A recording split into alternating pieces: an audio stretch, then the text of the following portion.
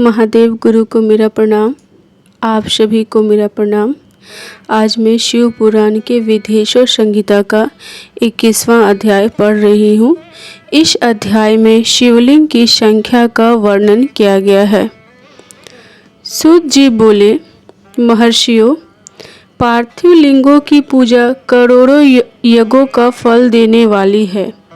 कलयुग में शिवलिंग पूजन मनुष्यों के लिए सर्वश्रेष्ठ है। यह भोग और मोक्ष देने वाला एवं शास्त्रों का निश्चित सिद्धांत है। शिवलिंग 3 प्रकार के हैं, उत्तम, मध्यम और अधम। 4 अंगुल ऊंचे वेदी से युक्त सुंदर शिवलिंग को उत्तम शिवलिंग कहा जाता है।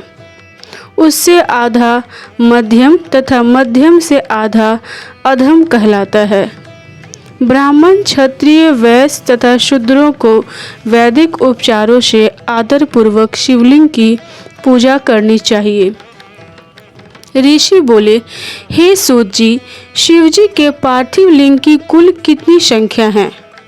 सूत जी बोले, हे ऋषियों, पार्थिव लिंग की संख्या मनोकामना पर निर्भर करती है। बुद्धि की प्राप्ति के लिए सद्भावना पूर्वक 1000 पार्थिव शिवलिंग का पूजन करें। धन की प्राप्ति के इच्छुक 1500 शिवलिंगों का तथा वस्त्र प्राप्ति हेतु 500 शिवलिंगों का पूजन करें। भूमि का इच्छुक 1000, दया भाव चाहने वाला 3000, तीर्थ यात्रा करने की चाह रखने वाले को 2000 तथा मोक्ष प्राप्ति के इच्छुक मनुष्य 1 करोड़ पार्थिव लिंगों की वेदोक्त विधि से पूजा आराधना करें। अपनी कामनाओं के अनुसार शिवलिंग की पूजा करें। पार्थिव लिंगों की पूजा करोड़ों यज्ञों का फल देने वाली है तथा उपासक को भोग और मोक्ष प्रदान करती है। इसके समान कोई और श्रेष्ठ नहीं है, अर्थात यह सर्वश्रेष्ठ है। शिवलिंगों की नियमित पूजा अर्चना से मनुष्य सभी विपत्तियों से मुक्त हो जाता है। शिवलिंग का नियमित पूजन भवसागर से तरने का सबसे सरल तथा उत्तम उपाय है। हर रोज लिंग का पूजन वेदोक्त विधि से करना चाहिए। भगवान शंकर का नैवेद्यांत पूजन करना चाहिए। भगवान शंकर की 8 मूर्तियां पृथ्वी, जल, अग्नि, वायु, आकाश, सूर्य, चंद्रमा तथा यजमान हैं। इसके अतिरिक्त शिव, भव, रुद्र, उग्र, भीम, ईश्वर, महादेव तथा पशुपति नामों का भी पूजन करें। अक्षत, चंदन और बेलपत्र लेकर भक्ति पूर्वक शिव जी का पूजन करें तथा उनके परिवार जिसमें ईशान, नंदी, चंड, महाकाल, भृंगी, वृष, स्कंद, कपदीश्वर, शुक्र तथा सोम हैं का 10 दिशाओं में पूजन करें।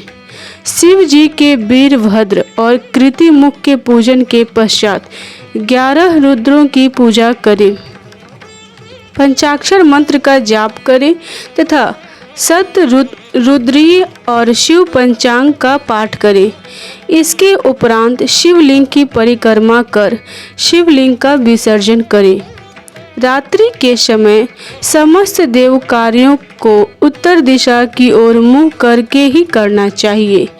पूजन करते समय मन में भगवान शिव का स्मरण करना चाहिए।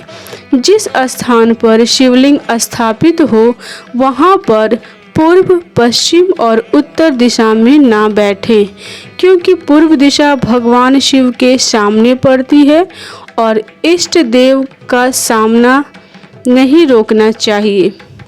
उत्तर दिशा में शक्ति स्वरूपा देवी उमा विराजमान रहती है। पश्चिम दिशा में शिव जी का पीछे का भाग है और पूजा पीछे से नहीं की जाती है, इसलिए दक्षिण दिशा में उत्तराभिमुख होकर बैठना चाहिए।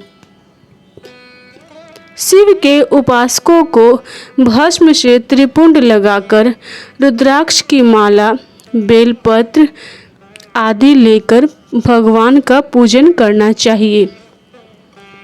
यदि भस्म ना मिले तो मिट्टी से ही त्रिपुंड का निर्माण करके पूजन करना चाहिए।